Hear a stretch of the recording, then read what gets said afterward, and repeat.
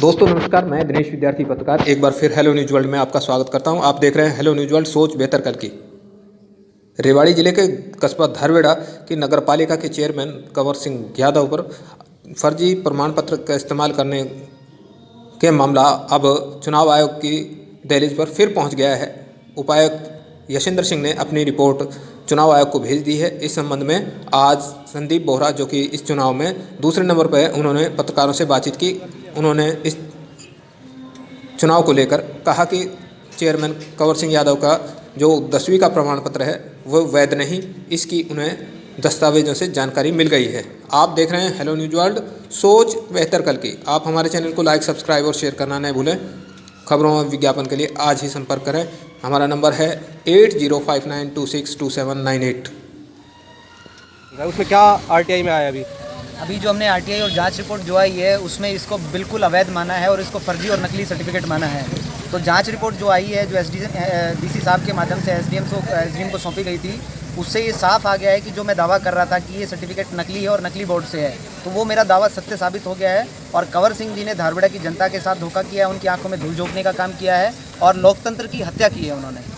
तो अभी क्या रहेगा आगे आपका इसमें? ये जांच report, final report election commission को भेज दी गई है और इलेक्शन कमीशन से मेरी डिमांड है कि ऐसे फर्जी और नकली सर्टिफिकेट पे चुनाव लड़ने वाले व्यक्ति के खिलाफ वो कड़ी से कड़ी जो भी वो अपनी एफआईआर दर्ज करा सकते हैं और उनसे चुनावी खर्चा वसूल करने की अगर मैं बात करूं, क्योंकि चुनाव में बहुत बड़ा जो पैसा खर्च होता है, सभी कैंडिडेट्स का भी होता है, चुनाव आयोग का भी पैसा खर्च होता है। तो ऐसे व्यक्ति जिसने नकली और फर्जी सर्टिफिकेट पे चुनाव लड़के पूरे जो हमारा चुनावी सिस्टम है उसको ख़राब करने का काम किया, तो ऐसे लोगों के खिलाफ, ऐसे उम्मीदवार के खिलाफ एक एफआईआर भी दर्ज होनी चाहिए और उनसे हमें जो जुर्माना है वो वसूल करना चाहिए। आपकी तरफ से भी क्या शिकायत दी जाएगी, क्योंकि डॉक्यूमेंट तो आपके हाथ में क्या फर्जीवाड़ा हुआ है? हाँ, फर्जीवाड़ा हुआ है और ऐसे आदमी को मैं तो शुरू से ही बोलता आ रहा हूँ कि इस आदमी ने धारवेड़ा की जनता के साथ फर्जीवाड़ा किया है। नकली सर्टिफिकेट पे इन्होंने चुनाव लड़ा है और वो 10वीं फेल आदमी था, लेकिन जनता को चूंकि असमंजस था और जनता को समझ में नहीं आ रहा था कि कौन सही बोल रहा है और कौन असत्य बोल रहा है।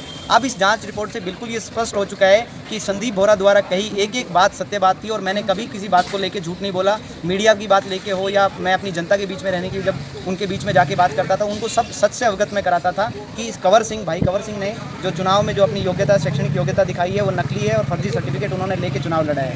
तो बीच में ये भी चला था कि उसकी सर्टिफिकेट सही है, बोर्ड पाया गया, इस तरह की देखा था हमने। हाँ, वो कुछ जो समाचार पत्रों के माध्यम से मुझे भी पता चला था, तो वो जैसे भी अब आपके सामने है कि कौन झूठ और कौन सच बोल रहा है। मैं शुरू से बोलता आ रहा हूँ कि जैसे ही जांच रिपोर्ट सार्वजनिक होगी, दूध का दूध और पानी का पानी हो जाएगा। वो कुछ हमारे तथाकथित, जो बीजेपी के अपने आप को तथाकथित नेता कहते हैं, वो सीएम साहब को अंधेरे में रखकर और उनके सामने उस कैंडिडेट को जो फर्जी और नकली सर्टिफिकेट पे चुनाव लड़ा था, ऐसे उम्मीदवार को सीएम साहब से मिलवाने लेके गए, हमारे प्रदेश अध्यक्ष जी से मिलवाने लेके गए, उनके अंधेरे में रखा। तो मैं प्रशासन से और जो हमारे जितने भी नेता हैं, मैं सभी से निवेदन करूंगा कि वो ऐसे तथाकथित फर्जी नेताओं का भी पहचान कर लें, क्योंकि ऐसे ही नेताओं ने हमारे पिछले विधानसभा चुनाव के अंदर भी पार्टी को नुकसान पहुँचाने का काम किया था। ये फर्जी नेता हमेशा पार्टी का नुकसान करते आए हैं। पार्टी को समझने की ज़रूरत है कि इस तरह के नेता हमारी रीति नीति को आगे बढ़ाते नहीं, बल्कि ये हमारे को कहीं ना कहीं समाज में जो लोगों के दिल में हमारी छवि खराब करते हैं। फर्जी सर्टिफिकेट ये आया है कि ये जो सर्टिफिकेट है ये फर्जी बोर्ड से बनवाया गया सर्टिफिकेट है और ये कहीं से भी मान्य सर्टिफिकेट नहीं है। इसको किसी भी बोर्ड के समकक्ष नहीं माना जा सकता है। और जो चुनाव लड़ने की एलिजिबिलिटी होती है, जिस बोर्ड को मान्यता दी जाती है कि इन बोर्ड से जो 10वीं पास है वही कैंडिडेट चुनाव लड़ सकता है, तो ये उस किसी भी कैटेगरी में इसको नहीं माना जा रहा है और ये अवैध सर्टिफिकेट है। तो अगला कदम अभी आप? मैं अगले कदम के लिए प्रशासन के पास जाऊंगा और उनके खिलाफ एक क्रिमिनल जो एफआईआर है उसको दर्ज करवाने की सिफारिश मैं अपने प्रशासन से, अपनी सरकार से और इलेक्शन कमीशन सबसे मांग करता हूं। और ऐसे आदमी को किसी भी तरह से कोई शपथ भी नहीं दिलानी चाहिए, नहीं तो ये लोगों को कहीं ना कहीं धक्का लगेगा और उनको सरकार की रीति नीति से उनका विश्वास उठ जाएगा, कानून से उनका विश्वास उठ जाएगा। ऐसे लोगों को कहीं ना कहीं कड़ी सज़ा मिलनी चाहिए ताकि ये और लोगों के लिए एग्जाम्पल हो। भाजपा का एक नेता है, कौन वो नेता है और किस तरीके की इस गतिविधि में वो शामिल है? जो हमारे सीएम साहब को अंधेरे में रखकर एक हमारा तथाकथित नेता रेवाड़ी से इस उम्मीदवार को जो फर्जी और नकली सर्टिफिकेट पे चुनाव लड़ा है, उनको सीएम साहब से और हमारे प्रदेश अध्यक्ष जी से मिलवाने लेके गए और उन्होंने दावा किया कि मैं बीजेपी इनको ज्वाइन करा रहा हूँ, जबकि हमारी पार्टी बीजेपी पार्टी कभी भी किसी नकली और फर्जी काम करने वाले को अपनी पार्टी में शामिल नहीं करते हैं। हमारी पार्टी की रीति नीति बड़ी साफ़ है और वो साफ़ लोगों को ही पार्टी के अंदर लेते हैं। तो ऐसे उम्मीदवार को अब हमारी रेवाड़ी की जनता भी देख रही है कि कौन नकली काम करता है और कौन असली बीजेपी के लिए सही मायने में काम करता है। तो ऐसे मैं अपने सीएम साहब से भी निवेदन करूंगा कि ऐसे लोगों की पहचान करें। आपको अंधेरे में रखकर उन्होंने गुमराह करने की कोशिश की थी तो प्रशासन के माध्यम से मैं अपील करूंगा कि ऐसे नेताओं की बात ऊपर तक पहुंचाए जो पार्टी के साथ, सरकार के साथ अंधेरे में रख के सीएम साहब को और गलत सूचनाएं देते हैं। एक प्रशासन ने जो लगातार अभी कार्रवाई की है, जल्दी ही कार्रवाई सामने आई है जी, तो कहीं ना कहीं नेता जो जिस नेता के लगातार आप कर रहे हो, बातचीत कर रहे हो, वो एक चेयरमैन है, तो कहीं ना कहीं लगता है कि उसके प्रभाव से कहीं ना कोई मामला गोल हो सकता है।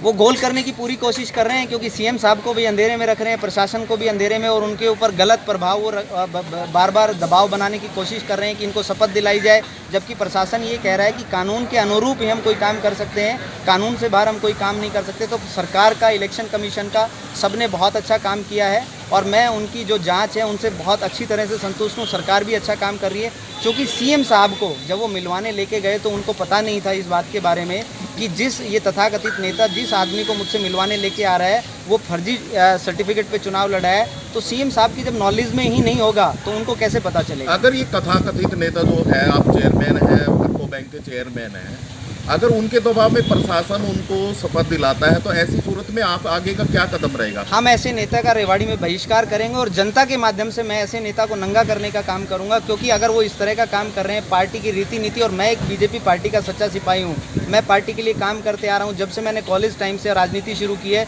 तब से मैं पार्टी से जुड़ा हुआ हूँ। अगर वो इस तरह की करेंगे कि अपनी पार्टी के ही लोगों का नुकसान पहुँचाने का काम करेंगे, पार्टी को गुमराह करने की कोशिश करेंगे, हमारे सीएम साहब को या पार्टी के जो बड़े नेता हैं उन सबको गुमराह करके, और एक ऐसे नेता के साथ लगते हैं, ऐसे उम्मीदवार के साथ लगते हैं जो फर्जी और नकली सर्टिफिकेट पे चुनाव लड़ा है, जिसने धारविड़ा की जनता को धोखा दिया है, तो हम ऐसे नेता का रेवाड़ी में विरोध भी करेंगे और उसके खिलाफ एक मुहिम भी चलाएंगे। तो पार्टी से मांग करेंगे, तो गुमराह करते हैं ऐसे नेता के खिलाफ बिल्कुल कार्रवाई होनी चाहिए। मांग करेंगे, बिल्कुल मैं मांग करूंगा, और मैं अपनी तरफ से भी सरकार से भी मांग करूंगा, हमारे सीएम साहब से भी मैं मांग करूंगा कि ऐसे लोगों को पहचानने की ज़रूरत है जो आपको गुमराह करने की कोशिश करते हैं। और हमारे सीएम साहब जो इतनी ईमानदार छवि के नेता हैं, उनकी छवि को ये खराब करने का काम करते हैं।